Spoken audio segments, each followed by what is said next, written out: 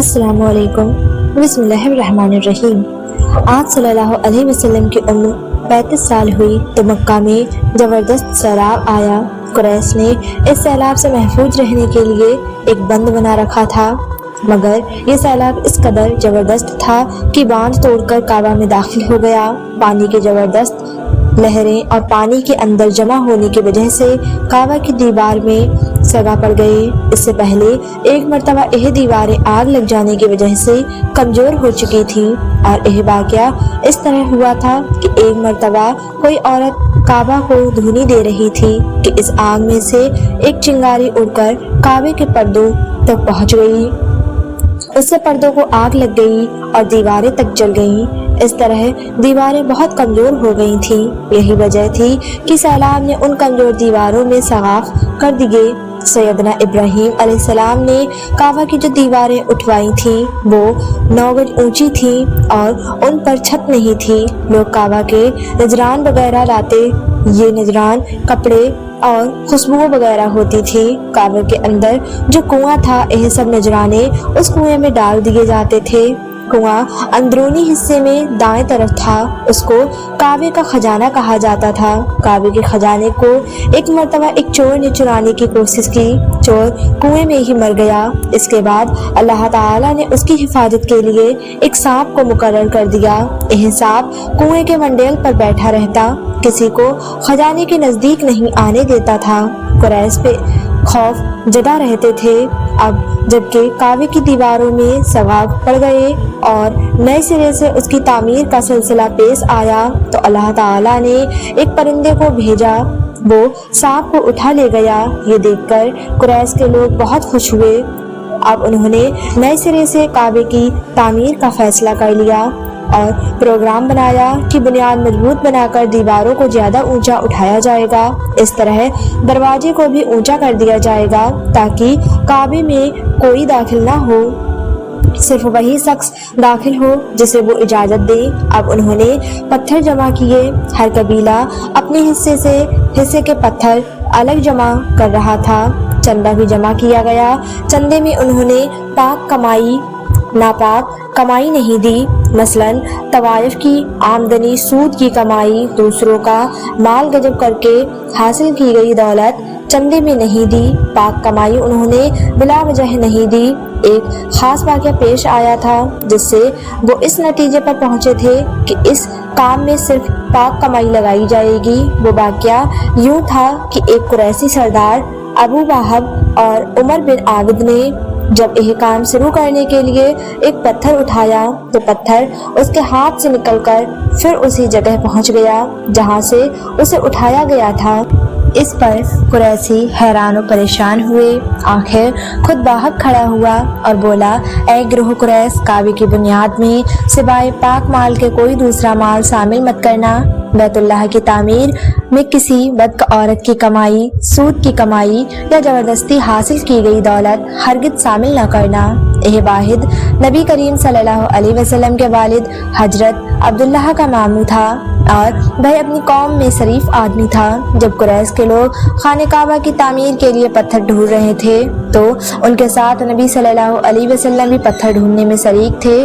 آپ صلی اللہ علیہ وسلم پتھر اپنی گردن پر رکھ کر لا رہے تھے۔ تعمیر شروع کرنے سے پہلے قریش کے لوگوں نے خوف محسوس کیا کہ دیواریں گرانے سے کہیں ان پر کوئی مصیبت نازل نہ ہو جائے۔ آخر ایک سردار ولید بن مغرہ نے کہا، کعبہ کی دیواریں گرانے سے تمہارا ارادہ اصلاح اور مرمت کا ہے، اس کو خراب کرنے کا نہیں۔ جواب میں لوگوں نے کہا، ظاہر ہے ہم تو اصلاح اور مرمت چاہتے ہیں۔ سن کر ولی نے کہا، تو پھر سمجھ لو کہ اللہ تعالیٰ اصلاح کرنے والوں کو برباد نہیں کرتا۔ پھر ولید ہی نے گرانے کے کام کی ابتدا کی، لیکن اس نے ابھی صرف ایک ہی حصہ گرایا تھا کہ معلوم ہو جائے کہ ان پر کوئی تباہی تو نہیں آتی۔ جب وہ رات خیریت سے گزر گئی تو دوسرے دن سب لوگ اس کے ساتھ شریک ہو گئے اور پوری عمارت گرا دی، یہاں تک کہ ان کی بنیاد تک پہنچ گئے۔ یہ بنیاد حضرت ابراہیم علیہ السلام کے ہاتھ کی رکھی ہوئی تھی۔ حضرت ابراہیم علیہ السلام نے بنیاد میں سبز رنگ کے پتھر رکھے تھے ये पत्थर ऊंट की कोहा की तरह के थे और एक दूसरे से जुड़े हुए थे। उन लोगों के लिए उनको तोड़ना बहुत मुश्किल साबित हुआ। दाएं कोने के नीचे से कुरैश को एक तहरीर मिली। वो तहरीर सरयान जबान में लिखी थी। उन्हें सरयान जबान नहीं आती थी। आखिर एक यहूदी को तलाश करके लाया गया। उसने वो तहरीर पढ़कर उन्हें सुनाई। मैं अल्लाह मक्का का मालिक जिसको मैंने इस दिन पैदा किया, और मैंने आसमान और जमीनों को पैदा किया जिस दिन मैंने सूरज और चांद बनाए। मैंने उनको यानी मक्का को 7 फरिश्तों के जरिए घेर दिया। उसकी अजमत उस वक्त तक खत्म नहीं होगी जब तक उसकी दोनों तरफ पहाड़ मौजूद हैं, और उन पहाड़ों के सरदार एक तो अबू कबीस पहाड़ है जो कि सफा पहाड़ी के सामने है, और दूसरा कैकन पहाड़ है जो मक्का के करीब है जिसका रुख अबू कबीस पहाड़ की तरफ है। ये शहर अपने बासिंदों के लिए पानी और दूध के लिहाज से बहुत बाबरकत और नफे वाला है। ये पहली तहरीर थी। दूसरे मकामी इब्राहिम से मिली। इसमें लिखा था कि मैं अल्लाह ताला का मोहतरम और मुअज्जम शहर है। इसका रिज़्क़ 3 रास्तों में इसमें आता है। यहाँ 3 रास्तों से मुराद कुरैश के 3 तिजारी रास्ते हैं। उन रास्तों से काफ़ी आते जाते हैं। तीसरी तहरीर उससे कुछ फासले पर मिली। उसमें लिखा था जो भलाई बोएगा लोग उस पर शक करेंगे, यानी उस जैसा बनने की कोशिश करेंगे, और जो शख्स रुसवाई बोएगा वह रुसवाई और निदामत पाएगा। तुम बुराइयां करके भलाई की आस लगाते हो।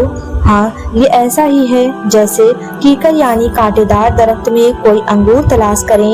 ये तहरीर काबे के अंदर पत्थर पर खुदी हुई मिली। काबे की तामीर के सिलसिले में कुरैश को पत्थरों के अलावा लकड़ी की भी जरूरत थी। छत और दीवारों में लकड़ी की जरूरत थी। लकड़ी का मसला इस तरह हल हुआ कि एक जहाज अरब के साहिल से आकर टकरा गया। आज उस मकाम को जद्दा का साहिल कहा जाता है। पहले मक्का का साहिल कहलाता था, इसीलिए मक्का का करीब तरीन साहिल यही था। साहिल से टकराकर जहाज टूट गया। वो जहाज किसी रूमी ताजिर का था। उस जहाज में शाहरूम के लिए संगमरमर लकड़ी और लोहे का सामान ले जाया जा रहा था।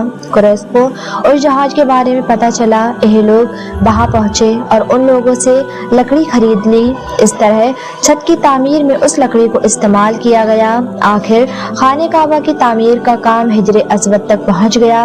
अब यहाँ एक नया सवाल पैदा हो गया। सवाल यह पैदा हुआ कि हिजरे अस्वद को कौन उठाकर उस जगह पर रखेगा। हर कबीला यह फजीलत खुद हासिल करना चाहता था। यह झगड़ा इस हद तक बढ़ा कि मरने मारने तक नौबत आ गई। लोग एक दूसरे को कत्ल करने पर तुल गए। कबीला अब्ददार ने तो कबीला उद्दा के साथ मिलकर एक बर्तन में खून भरा और उनमें अपने हाथ डुबोकर कहा, हिजरे अस्वद हम खुद रखेंगे।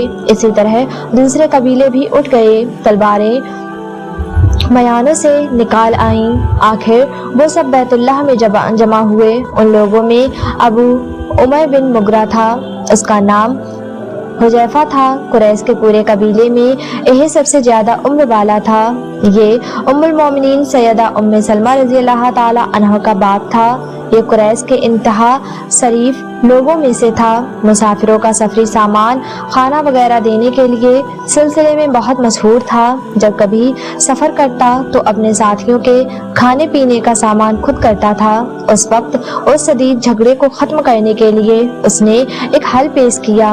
उसने सबसे कहा, ऐ कुरैश के लोगों, अपना झगड़ा खत्म करके तुम यूं करो कि हरम के सफा नामी दरवाजे से जो शख्स सबसे पहले दाखिल होगा उससे फैसला करा लो। वो तुम्हारे दरमियान जो फैसला करे वो सब उसको मान लो। यह तदबीज सबने मान ली। आज उस दरवाजे को बाबू सलाम कहा जाता है। यह दरवाजा रुकने यमा और रुकने अस्वद के दरमियानी हिस्से के सामने है। अल्लाह की कुदरत के इस दरवाजे से सबसे पहले हुजूर सल्लल्लाहु अलैहि वसल्लम तशरीफ लाए।